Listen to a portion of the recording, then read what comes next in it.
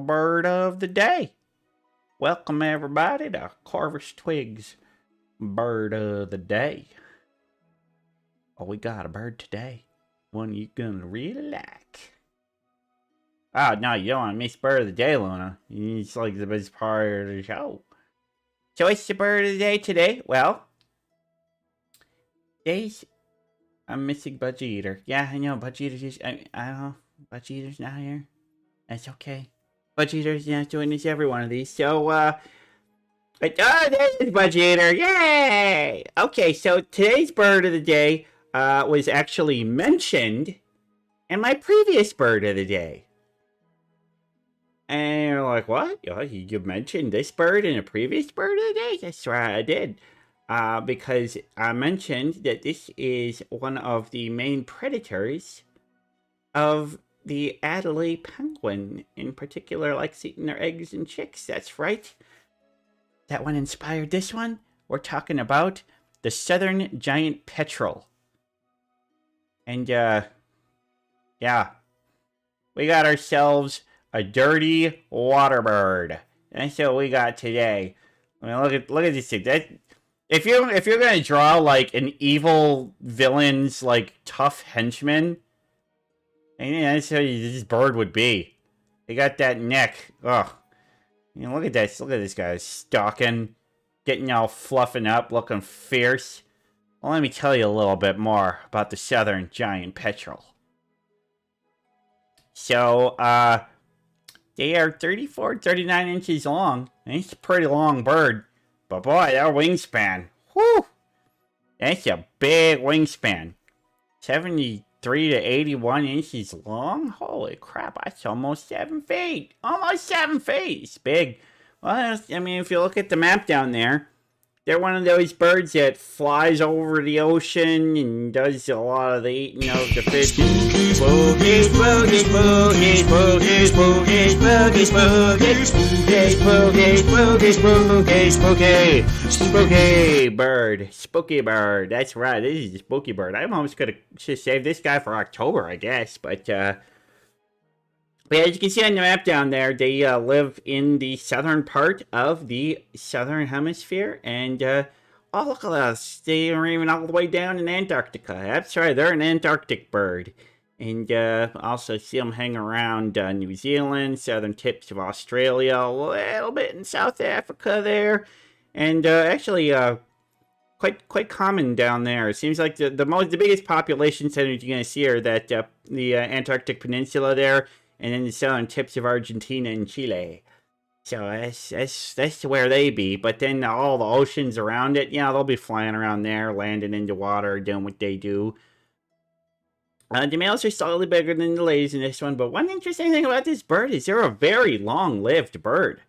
50 years. 50 years, that's a pretty good lifespan for a bird. That's a long-living bird. Well, the thing is that once in Tierra del Fuego, yes, I do mean in Tierra del Fuego. Bentai doing a little callback to last episode of Jet Birdie, in which the Tierra del Fuego was the answer to one of the questions. So, yeah, these birds hang around the Tierra del Fuego. Absolutely, that's where they be.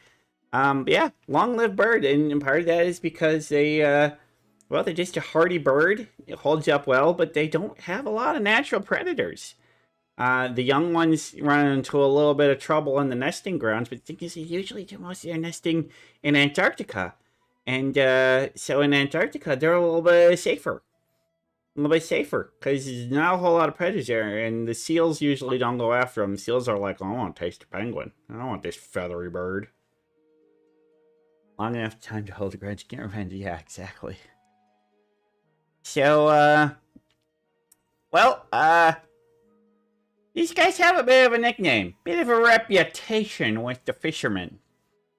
They got the nickname of the Stinkers, or the Fulmar, which is a combination of foal and mar, which in the language translated to foul gull. They're not gulls. They're not even in the same order as gulls, but they got a lot of gull-like stuff about them. But they have an ability. They produce an oil in their stomachs, and when threatened, They will projectile vomit a stinky, oily goo onto you. And if they think you're trying to steal the fish that they're trying to steal from you, they will project a stinky, oily goo onto you. And that's kind of gross. It's kind of really gross. It apparently smells really, really bad. But yeah, it works. It works. But these birds are known for landing on fishing boats and being like, mine, mine. So I guess that's kind of gull-like behavior. Yeah, they're scavengers, but they're kind of like combination hunter-scavenger. They they find a dead carcass of like a penguin or a seal or something, and they'll be like, don't mind if I do. You see that beak? Yeah, big beak. Big, powerful, sharp beak. Capable of ripping through skins and stuff and getting to the goodies on the inside. But, they are also decent fishers. They can catch their own fish, get some krill. They don't have the ability to deep dive underwater like the penguins do, so they kind of gotta get a lot more surface stuff. But they will also go for other birds. So baby penguins and penguin eggs are a frequent snack of the petrel. And it's what I was talking about last time. The Adelaide penguin. The giant petrel is the #1 natural killer of Adelaide penguins. As babies, anyway. I think leopard seal still gets some more.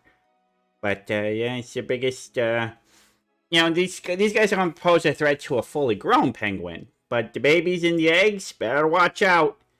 Better watch out. Yeah, you'll do that. You'll do that, and not just the Adelaide penguin, the emperor penguins too. But yeah. These guys have kind of a funny thing about them. They got the big wings, real good for soaring. Hold them out straight, catch the winds. There they go. But the thing is, they're not very good wing flappers. So they actually have quite a bit of trouble taking off. Their preferred method of taking off is walking up to a large cliff where it's windy, hopping off and just letting gravity and wind do it for them. But taking off out of water, they basically kind of flap forward, and it kind of looks like they're running across the water for a little bit until they can catch the wind and get up there. It's not graceful. It's they are really bad at taking off if they don't have if there's no wind, you forget it. Forget it. This bird relies entirely on wind in order to fly. Now, fortunately, Antarctica is the windiest continent in the world. There's not a whole lot of mountains or trees there to block the wind. But, yeah, throw themselves into the wind and hope for the best. It's basically it. I was reading a story about the one where they saw, a little hill in Antarctica, and they saw the webbed feet tracks go up over a crest, and then, 50 feet later, they saw the impact crater of where it had landed. But then they saw, the tracks continued, and eventually it was going to get... But they just saw, They sound like the remnants of a bird trying to get airborne and smashing into the snow. I think that's kind of funny. It's kind of funny. But yeah, these guys, these are good birds. They are social birds. They like to live in colonies, not big colonies. You're not gonna see 150,000 of them like you will with the penguins, but they live in groups of a few dozen, and they do find a breeding pair, and they typically breed for life. Yeah, it's always kind of sweet. I always like it when birds breed for life. And this is a bird where the male and the female kind of build the nest together, and they build them in rocky areas. They build a little nest out of rocks, and they'll usually have 1 or 2 eggs, and then they'll have 1 or 2 clutches per season. So they don't have a lot of babies, but they're very, very protective of their babies. And the male and the females both work hard to keep those babies fed and protected.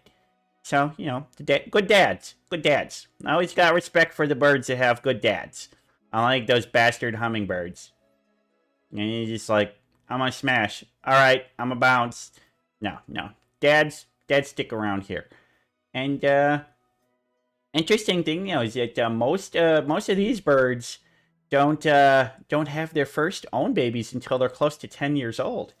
I mean, it's pretty old for an animal. For an animal to wait till they're 10 years old to have their own first baby. They say now that they technically can have babies at 6 or 7, but it's not typical for them to. So, it's kind of interesting. They wait a long time. I mean, they're having their first clutch of babies when most birds are not alive. So it's interesting. But long live bird, long live bird, and yeah, the cool thing. So they hang out in the ocean a lot and eat a lot of seafood and stuff like that. But salt water's not good for them. But they got a filter. They got a filter in their beak, a little gland. It basically the water runs through it. It filters out the salt, and then it excretes a salty brine out of its nostrils. So we got a bird that excretes its salty brine out of its nostrils and pukes up on stinky oil on you. And they also scavenge and eat dead animals. And I'm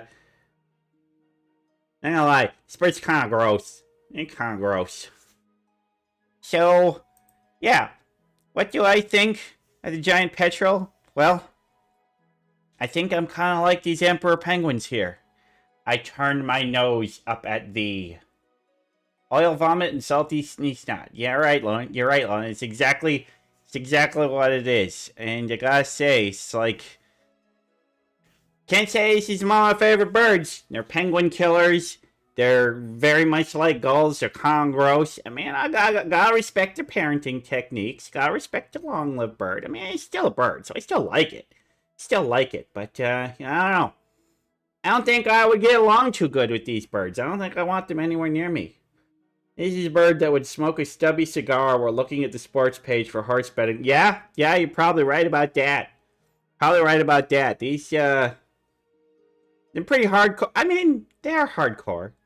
You can't disagree with that. They are hardcore birds, but, an acquired taste bird. Interesting thought. Maybe, I think at some point I might have to go back to do like a bird of the day revisited.